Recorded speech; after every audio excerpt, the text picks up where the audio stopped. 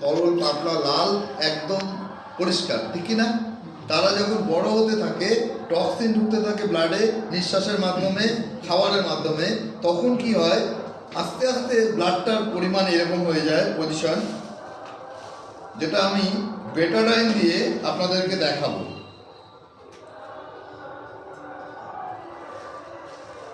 রক্তটা আস্তে আস্তে আস্তে আস্তে এইরকম পজিশন দাঁড়ায়, রক্তটা আস্তে আস্তে ঘোলা হতে থাকে, গাঢ় হতে থাকে, চিটচিটে হতে থাকে এবং মসি কালারের দিকে যেতে থাকে রক্ত, ঠিক কি ঠিক না? হ্যাঁ, এবার এই রক্ত আস্তে আস্তে কি করে, শরীরে টক্সিন বাড়াতে থাকে, রোগ আনতে থাকে, আস্তে আস্তে বড় রোগের দিকে যেতে থাকে, ঠিক না ভুল? এটাকে যদি আমরা রুখতে পারি তাহলে আমাদের শরীরের অর্ধেক রোগ আমাদের শরীর থেকে কিন্তু দূরে থাকবে। কারা কারা করতে চাই এই জিনিসটা? করতে চাই তো দেখুন, আমাদের ভিটামিন সি, শ্রেষ্ঠ স্যার একটু আগে বললেন যে ভিটামিন সি আমাদের স্প্রে রয়েছে, যেটা আমি এখানে দিচ্ছি।